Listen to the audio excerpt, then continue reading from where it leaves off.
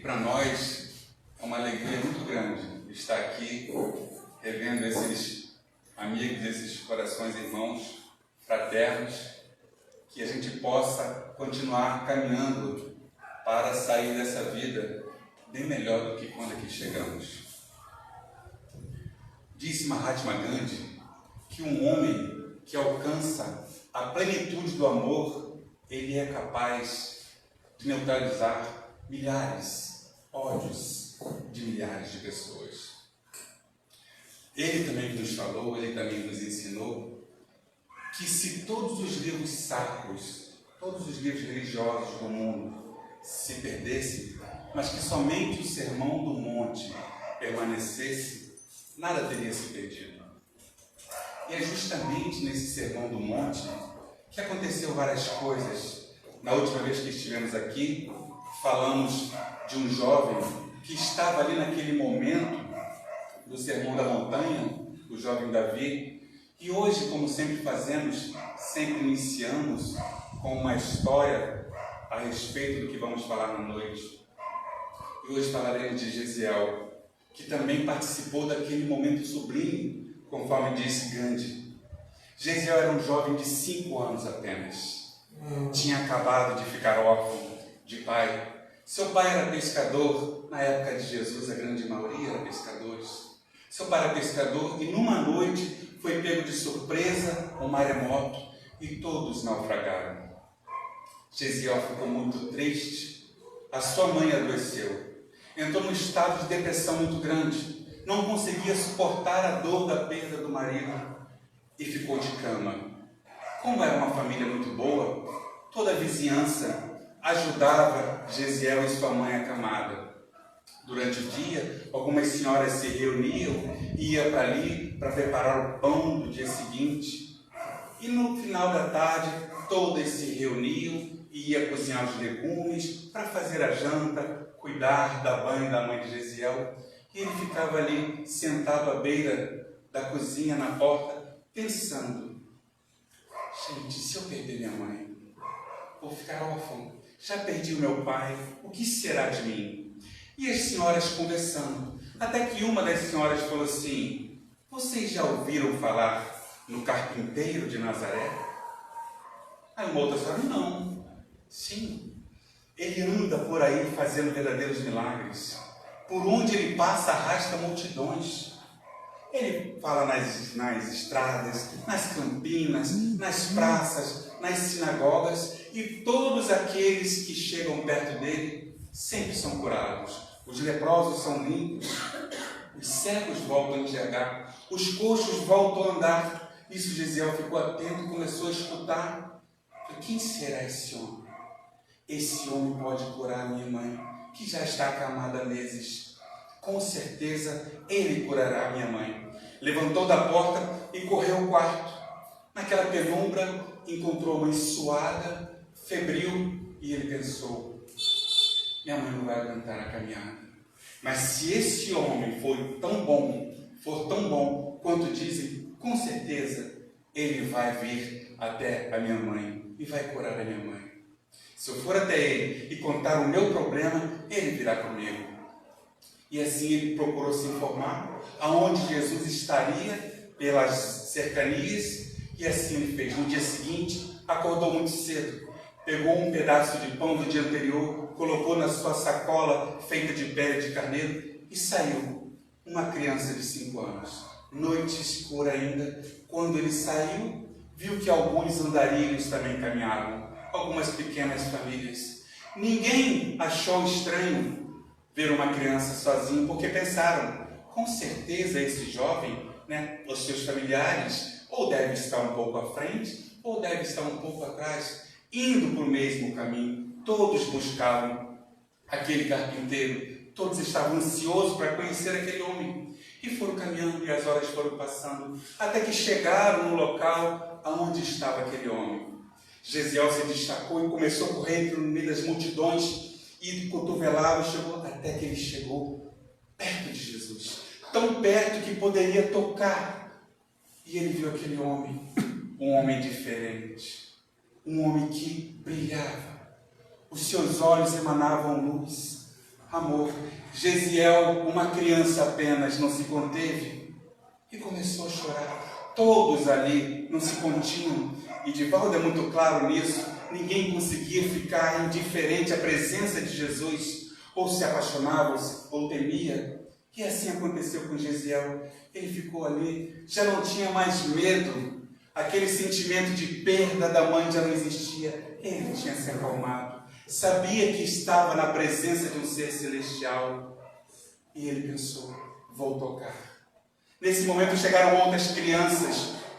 E Gesiel chegou no meio daquelas crianças. Quando foi para perto de Jesus, os discípulos apartaram.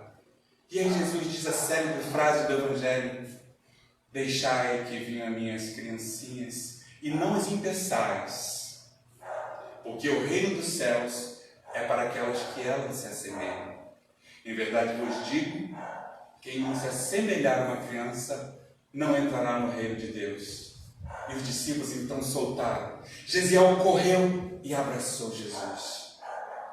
Ele nunca mais ia esquecer aquele momento. Um misto de alegria, de emoção, uma energia invadiu o ser. Ele não conseguia dizer nada. Só chorava compulsivamente. Chorava até que ele levantou os olhos e cruzou o seu olhar com o olhar de Jesus. Ali, ele não tinha palavras. Deu um nó na garganta e ele apenas chorou. Jesus abraçou, também não disse nada. Mas Gesiel sabia, a dizer no coração: Jesus curou minha mãe. E Jesus continuou abraçando as outras crianças, e Gesiel estático, ali chorava. E Jesus foi caminhando, curando, e as pessoas gritavam: aleluia, alegria, eu voltei a enxergar, eu voltei a andar, eu estou limpo, louvado seja Deus, é o Messias. E Gesiel ali, vendo Jesus se afastar, estático, foi olhando, e pensou: vou voltar. Quando foi voltando horas, chegando ao longe, viu a sua casa, um aglomerado de pessoas, e uma senhora viu Gesiel vindo ao longe. Correu: Gesiel, Gesiel, o milagre aconteceu hoje pela manhã. Sua mãe ficou curada. E uma criança de 5 anos, com a maturidade de ter encontrado com Jesus, disse: eu sei. Foi Jesus de Nazaré que curou minha mãe.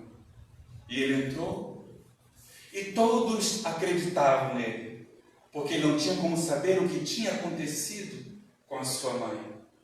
Todos ficaram felizes. A mãe de Gesiel falou: eu preciso ir ver esse homem, agradecer o que ele fez por nós. Salvou minha vida, salvou a sua vida, meu filho. Vamos agradecer. Os dias passaram. E aí chegou uma notícia que Jesus havia sido preso e poderia ser condenado ou absolvido, mas escolheram um ladrão. E Jesus foi condenado, crucificado e morto. E quando Gesiel e aquele vilarejo recebeu essa notícia que Jesus havia sido crucificado e morto, todos choraram. A mãe não conseguia conter, porque não queria ter ido agradecer, ter com Jesus, e não conseguiu. Uma tristeza tomou conta de todos e também daquele povo. Mais dias se passaram e chega novamente outra notícia.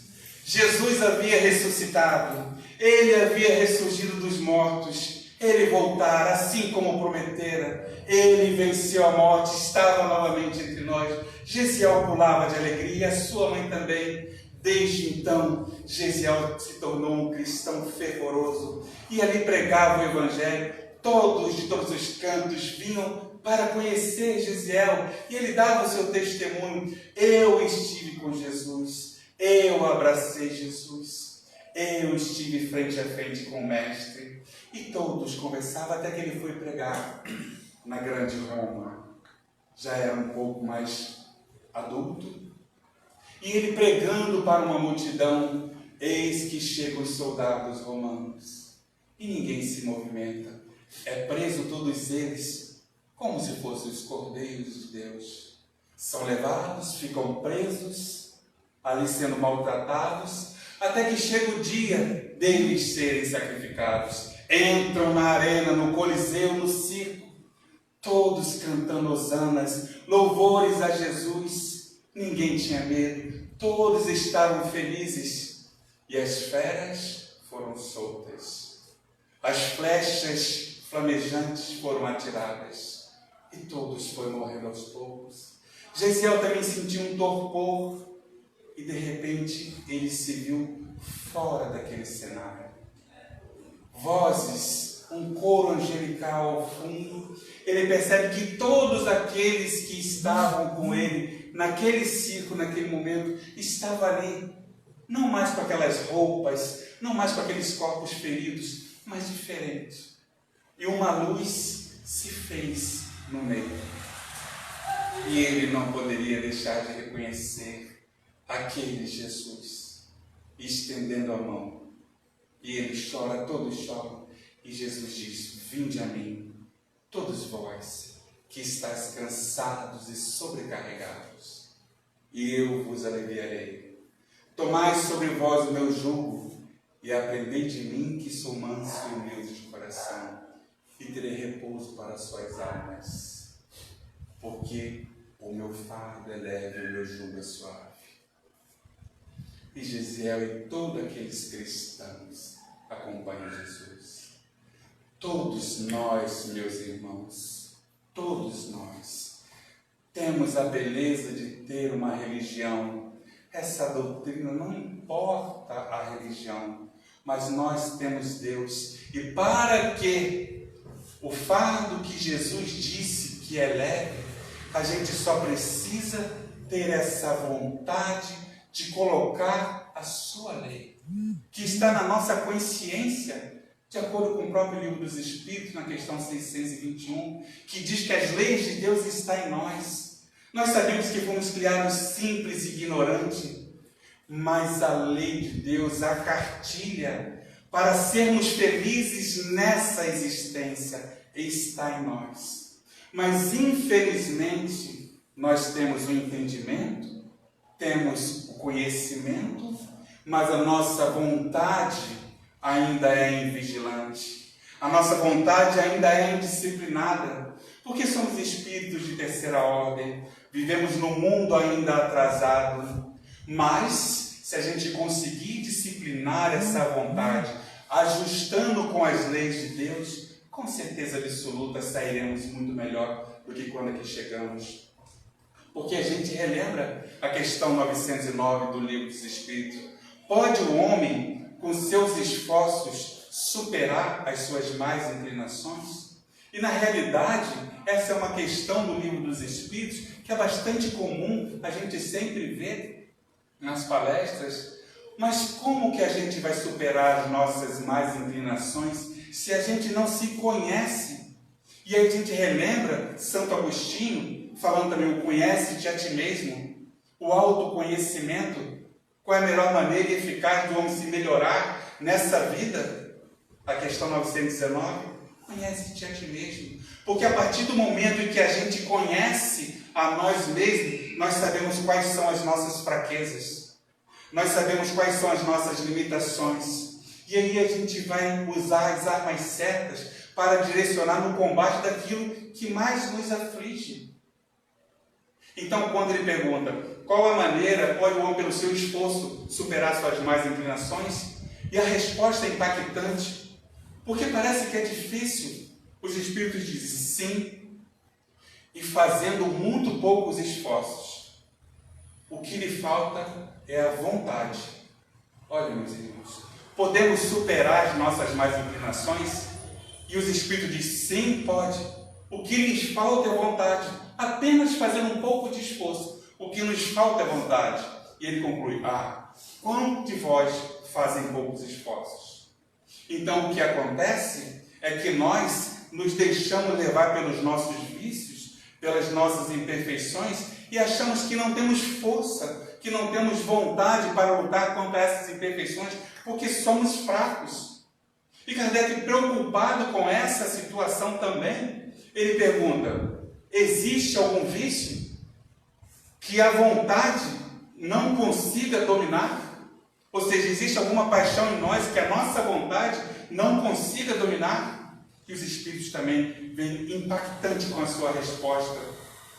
E diz: muitos dizem, eu quero, mas a vontade está apenas nos lábios. Dizem que querem, mas estão satisfeitos em não ser do jeito que querem. Porque quando os espíritos não conseguem lutar contra as suas imperfeições, as suas más inclinações, é porque se compraz nelas. Então, o que os espíritos estão querendo dizer? Quando a gente não consegue lutar contra as nossas imperfeições, é porque nós estamos ainda satisfeitos com aquilo que é em nós. Eu não consigo me livrar disso, eu não consigo me livrar daquilo. Isso ainda nos dá prazer. Isso ainda é muito mais forte que nós mesmos, porque nós não nos conhecemos.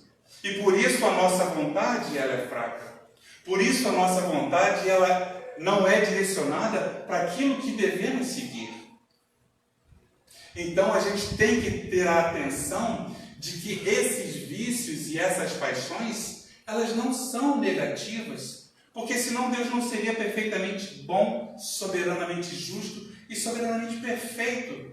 E Kardec pergunta se os vícios e as paixões, já que elas são negativas e levam o homem, arrasta o homem, para o lado negativo, Kardec pergunta, seria mal a origem dessas paixões, uma vez que estão na natureza? E a resposta é não.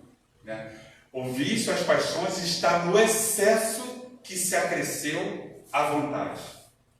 Porque os vícios, a origem, foi criada para o homem também para o bem.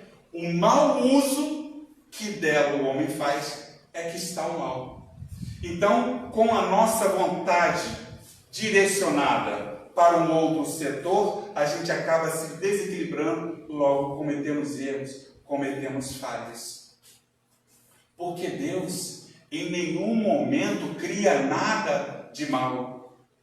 Deus, em nenhum momento, cria nada de ruim. Muito pelo contrário, nós sabemos que Ele nos dá a oportunidade da gente voltar várias vezes, justamente para a gente ir, vamos dizer, nos purificando, nos burilando, a cada encarnação saindo dessa um pouco melhor.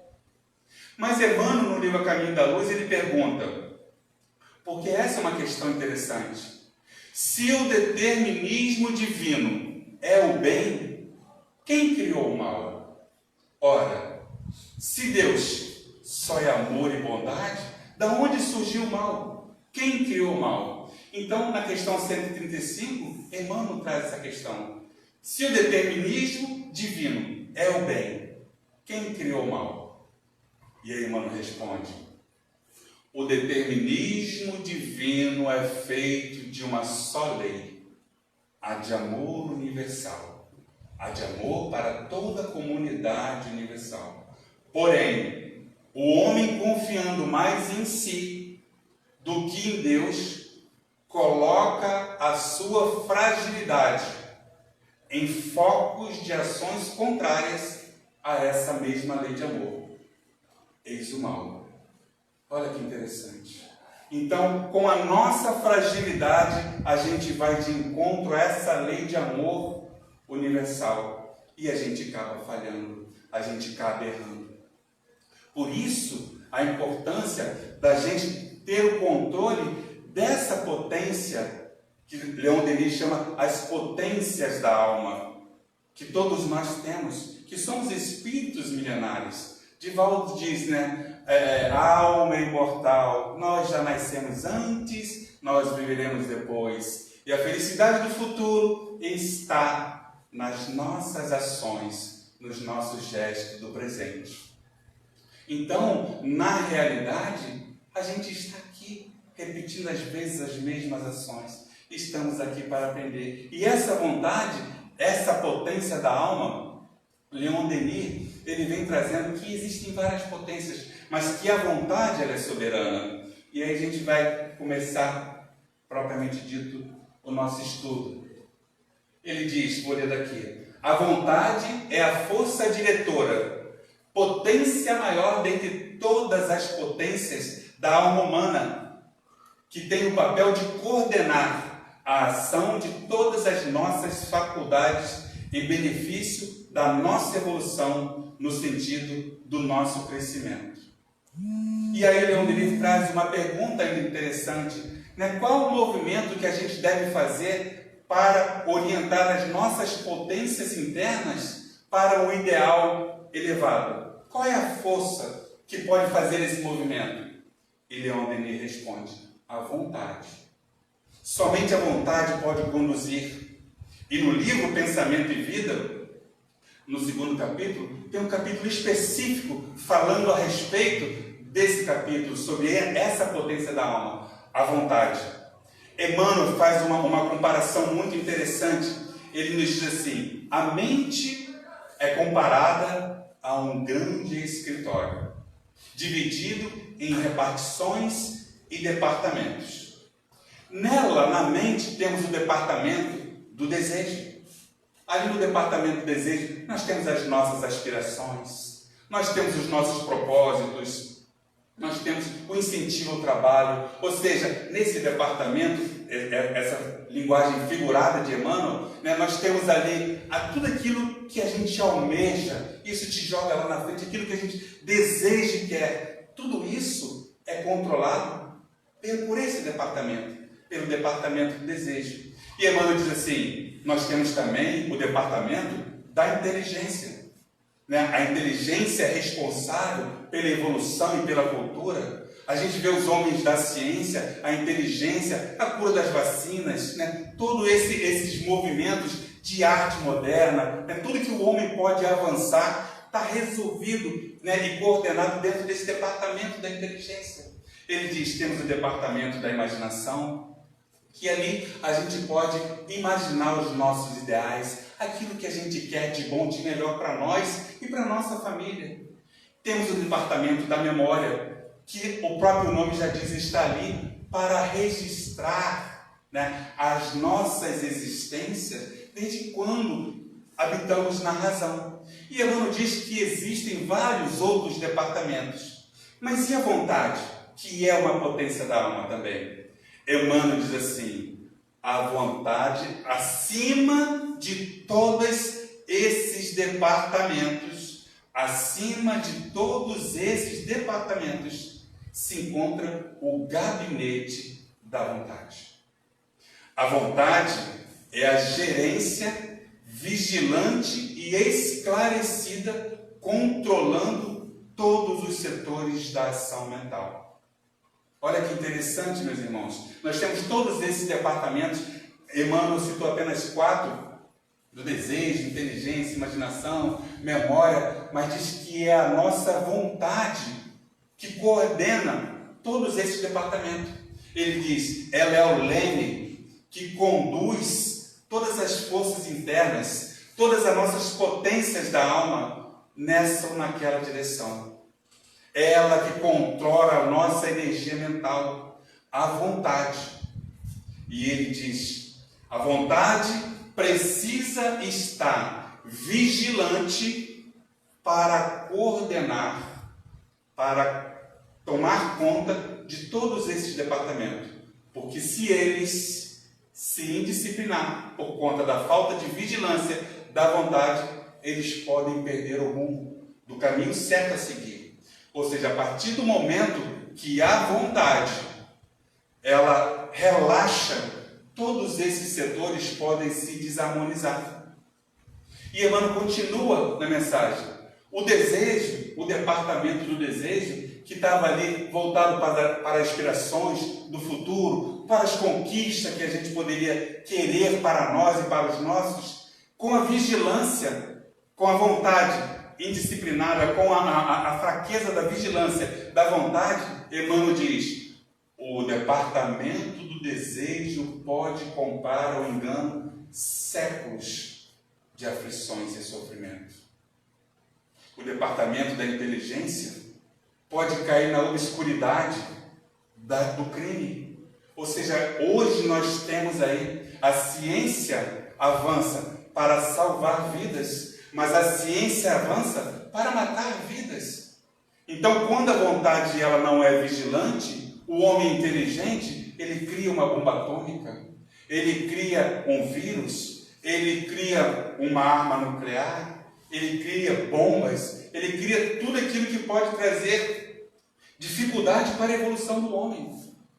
E é por isso que a vontade precisa estar disciplinada, porque nós podemos nos perder nesse caminho. E a Emmanuel continua dizendo, a imaginação, sem a vigilância da vontade, pode criar sombras na sua vida. E nós sabemos, a própria Gênesis diz, né, que os pensamentos é o veículo de manifestação dos fluidos. Ali a gente cria, quando a gente pensa, a gente cria forma, a gente dá vida. E a vontade indisciplinada, eu costumo dizer, nós temos um amigo espiritual que ele diz assim, quando você pensa, né, é como se um livro abrisse em cima da sua cabeça. Ninguém do seu lado está vendo, mas toda a espiritualidade ao seu redor está lendo naquele momento o seu livro, aquilo que você está pensando. Então a vontade, né, relaxada, para onde está indo o seu pensamento? Para onde está indo você? Né? E ele diz que o departamento da memória, sem a vigilância da vontade, pode cair num relaxamento. E aí a gente lembra de algumas palestras, não me lembro agora, mas teve um, se eu não me engano, a Nete Guimarães, que falando que no futuro, né, tá por volta dos 50, 60, 2050, né, muitas pessoas, né, poderão ter Alzheimer por conta dessa tecnologia avançada. A gente hoje está perdendo esse movimento de exercitar a mente, de exercitar a memória. A gente hoje quase não lê mais e escuta mais o livro. Então isso tende também a acontecer. Então precisamos estar atentos e vigilantes. Essa é uma questão, Emmanuel diz, e ele diz, para encerrar essa página do livro Pensamento e Vida, ele diz, somente a vontade tem a força para manter a harmonia do Espírito. Somente a vontade tem a força para manter a harmonia do Espírito. Então, para a gente caminhar, para nós evoluirmos, não basta apenas termos o intelecto. Porque o anjo, para alcançar a perfeição, porque somos espíritos perfectíveis, quer queira, quer não, nós alcançaremos essa perfeição. Nós estamos aqui para evoluir. E a doutrina já nos explica, nos ensina que a gente não regride, nós estacionamos, mas nós só andamos para frente. Então, nessa existência, nós estamos aqui como espíritos espíritas, mas tem outros irmãos religiosos também. Aproveitemos esse fardo, esse jugo suave de nosso Mestre Jesus, que é o ensinamento, que é a boa nova, para colocar em prática. Nós temos que levar a doutrina espírita para dentro da nossa casa. Nós temos que levar a Igreja Católica para dentro da nossa casa, a Igreja Evangélica para dentro da nossa casa. O que eu estou querendo dizer? Né? Temos que ter Deus dentro da nossa casa, porque toda religião ela é divina, ela é sagrada. O problema é que nós só somos bons, vamos dizer assim, muito entre aspas, quando estamos irmanados. E é muito fácil ser bom quando estamos aqui entre nós. Mas é justamente, né, o que Paulo nos diz, vamos nos encher do Espírito para ir para a guerra, para a batalha. Então, nós temos que desenvolver o nosso intelecto, a asa do conhecimento, né? E a asa do amor, da moral. E somente assim o anjo evolui, o anjo tem as duas asas para alcançar voos mais altos. O estado de espírito em que vibramos, de alegria ou de tristeza, de otimismo ou pessimismo, estão em nós, nas profundezas misteriosas da alma. São frutos que escolhemos no mercado gratuito das ideias, segundo a nossa vontade. Ou seja, alegria e tristeza, bondade e maldade. Nós escolhemos nesse fruto, nesse mercado gratuito das nossas ideias, segundo a nossa vontade. Segundo a nossa vontade. Jesus, filho de Davi, tenha compaixão de mim. Jesus, filho de Davi, tenha compaixão de mim. E aí ele gritou, porque o mestre continuou andando, e ele gritou com mais força: Jesus, filho de Davi, tenha compaixão de mim. E o mestre para. Aquele homem queria alguma coisa. E o mestre manda que ele venha. E o cego Bartimeu, naquele momento, larga a capa e sai. E tem uma palestra de Rossandro, que é muito interessante, que ele fala a respeito dessa capa. Porque Roma era muito organizado. E para você ser pedinte na cidade romana, tinha que ser cadastrado. E não era qualquer um que conseguia se cadastrar. E quem conseguia se cadastrar, recebia uma capa. E nessa capa tinha algo mais ou menos assim: miserável pedidor de esmola. Ou seja, você tinha autorização para pedir a esmola. E Bartimeu, quando Jesus manda chamar, a primeira coisa que ele faz, ele larga a capa. Porque ele sabia que algo diferente ia acontecer.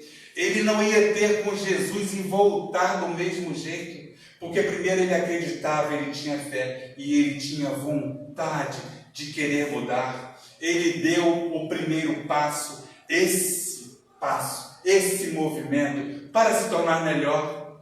E aí Jesus então olha para ele e diz, dentre outras coisas: que queres que eu te faça? Que eu veja, Senhor. Se esta é a tua vontade, então veja. E naquele momento, o cego Bartimeu, que segundo Rossandro nem tinha nome, porque era filho de Timeu, Bar, filho de, o cego voltou a enxergar. Mas não só na visão física, daquele momento em diante ele passou a seguir Jesus e passou a olhar com os olhos da alma. E todos nós precisamos colocar essa doutrina, esse ensinamento de Jesus, para que a gente possa enxergar com os olhos da alma. Porque Saulo de Tarso precisou ficar cego para enxergar. Olha que interessante. E no livro Vinha de Luz tem uma página intitulada Escamas, que é muito interessante. Depois leiam, que Paulo diz que como que caíssem escamas ali dos seus olhos e ele volta a enxergar. E Ananias, o cordeiro, o lobo que foi atrás, e Ananias ali faz com que ele volte a ver, e ele diz que meus olhos e minhas mãos a partir de agora sejam entregues em nome do Senhor Jesus, para que ele possa fazer a obra. Então, quantos de nós ainda estamos cegos e não enxergamos? Estamos com os olhos em escamas. Porque aquele que mais sabe, mais será cobrado. Aquele que mais é dado, mais será cobrado. Então eu costumo dizer que um cego pode cair no buraco. Nós não temos esse privilégio, porque nós enxergamos o buraco, sabemos que ele é fundo, sabemos que vamos cair e continuamos andando na direção dele. Isso é que é ruim, porque ainda nos comprais esses vícios, essas paixões em nós. Lutemos nós. A vontade é a força interior que impulsiona o ser a realizar algo, a atingir os seus fins, os desejos, colocando em movimento as potências internas, orientando-as para o ideal elevado. Pois querer é poder. Olha que interessante. Querer é poder. Vós sois deuses. Tudo que eu faço, vós podereis fazer e muito mais.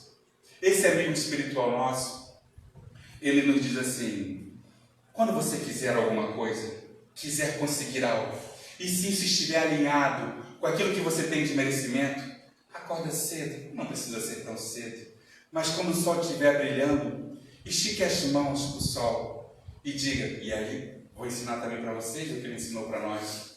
Diga, quero, posso e vencerei. Tudo que eu quiser virá em minhas mãos, porque esse é meu pensamento. Porque essa é a minha vontade. Quero, posso e vencerei. Tudo que eu quiser virá em minhas mãos, porque essa é a força do meu pensamento. Essa é a minha vontade.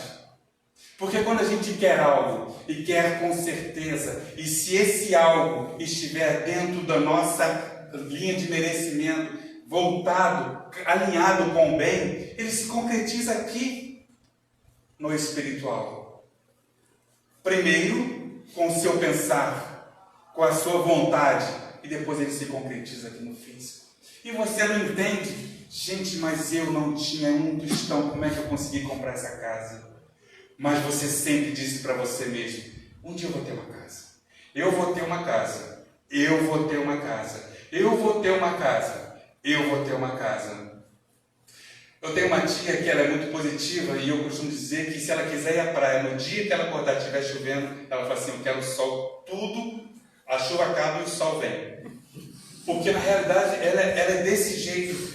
Então, ela sempre falou assim, eu quero morar na Ilha do Governador. Eu quero morar na Ilha do Governador, quero morar. Quando ela teve uma oportunidade de comprar um apartamento, o rapaz vendeu o apartamento. Ela chorou. Daqui a pouco o telefone toca. Mas não, o rapaz ainda não trouxe o dinheiro. Se você quiser, o apartamento é seu. Só que ela não tinha dinheiro, ela ia tentar negociar. Ela foi para a Caixa Econômica Federal. Chegou lá depois das 4 horas. O banco estava fechado. Mas ela chorou tanto, que começou a passar mal, deixaram ela entrar com o banco fechado. Né? O gerente estava atendendo todo mundo, ainda tinha gente dentro. Né? Daqui a pouco passa um senhor, né? E aí olha para ela, passando mal. A senhora está bem? Ah, eu não estou. Viu uma água para essa senhora aqui? O homem era o gerente geral da Caixa Econômica. Ela contou o problema dela, a situação dela. Ela não tinha um tostão. Disse, não, pode comprar, eu vou financiar para você. Então, é isso que acontece. Quando você acredita, confia e tem o merecimento do universo, conspira a seu favor. Deus conspira a seu favor. E agora aqui dois pontos interessantes. O Evangelho todo é divino. Mas ele diz aqui, a fé é humana e divina. Se todas as criaturas encarnadas estivessem suficientemente persuadidas, se soubessem da força que trazem consigo, e se quisessem, por essa força, a sua vontade, a serviço dessa força, seriam capazes de realizar o que até hoje chamar de prodígios, mas que nada mais é que o desenvolvimento das faculdades humanas. Então, se nós entendermos que somos espíritos filhos de Deus, que temos essas potências em nós e colocarmos essa vontade em direção a essa força, conseguiremos realizar grandes prodígios. Eu lembro de uma reportagem no Fantástico, dando como exemplo, lá na Flórida, nos Estados Unidos, a mãe caminhando com a criança, né, próximo, tipo num parque, mas tinha um lago, a criança se distanciou e foi andando em direção ao lago. Nisso saiu um jacaré. E o jacaré pegou a criança. A mãe correu, né, e todos nós sabemos que o jacaré, a força dele é quando fecha, né? Ela abriu a boca do jacaré com uma mão e com a outra mão ela jogou o filho longe. Da onde saiu a força? E ela era uma mulher bem magra. Isso dando um exemplo que quando essas potências internas, quando Jesus diz, vós sois deuses, tudo o que eu faço, vós podereis fazer muito mais. Basta você querer, basta você ter fé, basta você acreditar que você consegue. É aquele exemplo que todos nós já sabemos, de Divaldo com Joana, né? O que você está fazendo deitado? Se meu guia espiritual não sabe que eu estou quase morrendo, que o médico acabou de dizer que eu estou 99% morto, né? E se Joana de Anjos não sabe, eu sei aí, e eu estou 100% morta. Levanta, vamos para o centro trabalhar. Porque o médico falou que ele não poderia mais psicografar, né? Trabalhar mediunicamente. Vamos, são 5 para as 8. Vamos. Mas você não sabe que eu estou 99% morto e eu estou 100%. Vamos trabalhar. Né? E o que aconteceu? Na reunião, ele saiu totalmente revigorado, recuperado. E aqui, para se fazer o bem, mistério sempre se torna ação da vontade. para se não praticar o mal, basta mais das vezes a inércia e a despreocupação. Isso também é muito interessante. Porque você, para fazer o bem, você precisa ter esse movimento da vontade. Você precisa levantar da sua poltrona e ir em direção para fazer a caridade, muito aspa. Porque se nós somos irmãos, filho do mesmo Deus, será que a caridade é você ajudar aquele irmão que é filho do mesmo Deus? Ou você faz caridade quando você dá um prato de comida para o seu filho? É caridade? Então, se não é caridade para o seu filho, por que é caridade para aquele irmão, se todos somos filhos? Então, é o amor que nos falta. Então, para fazer o bem, tem esse movimento. Mas para fazer o mal, basta você ficar parado.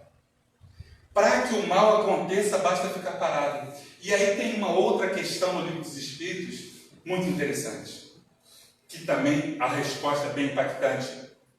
Diz: para agradar a Deus e almejar uma posição futura confortável, basta o homem não praticar o mal? Ou seja, para agradar a Deus e garantir uma posição futura, basta ele não fazer o mal? E a resposta é não. Tem que fazer o bem até o limite de suas forças. E aí o cumprimento me assusta bastante. Porque ele diz: porque também será responsável por todo o mal que ocorra de você ter deixado de fazer o bem. Então, se você, uma pessoa vem até você e você não ajuda, mas eu não fiz o mal a essa pessoa, mas também não fiz bem, ok.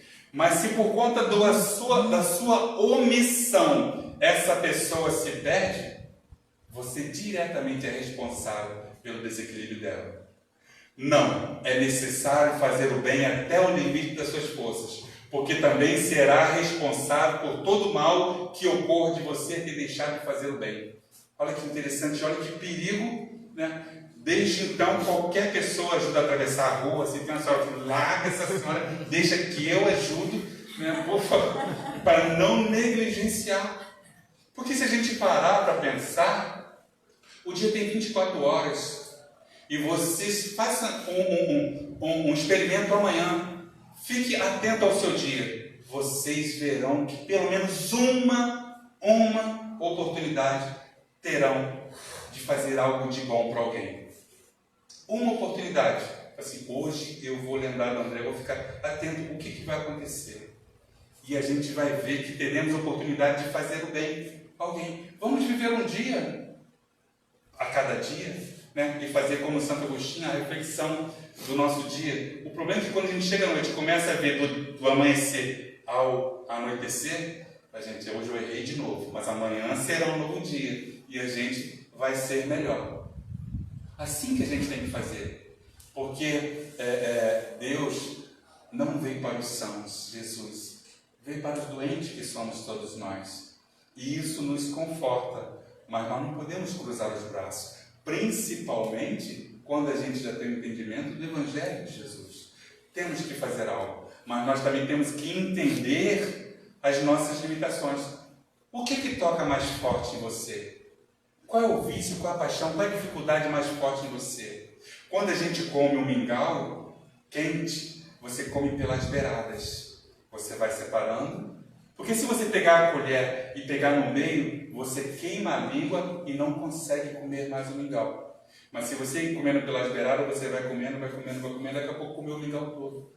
Então, entenda as suas limitações e vai lutando com você mesmo, né, daquilo que você sabe, porque senão você, principalmente eu que trabalho nessa reunião de obsessão, na reunião mediúnica, eu fico, gente, meu Deus do céu, o que eu estou fazendo aqui? Eu acho que realmente, porque a gente se sente indigno, às vezes, de participar de determinadas reuniões. Aí vem um espírito amigo, vem um espírito sofredor, vem um espírito obsessor que às vezes joga na nossa cara, mesmo que a gente precisa se melhorar, mas vem um espírito amigo e diz, né, Jesus não para todos, ele veio para os doentes. O importante é você não parar de caminhar.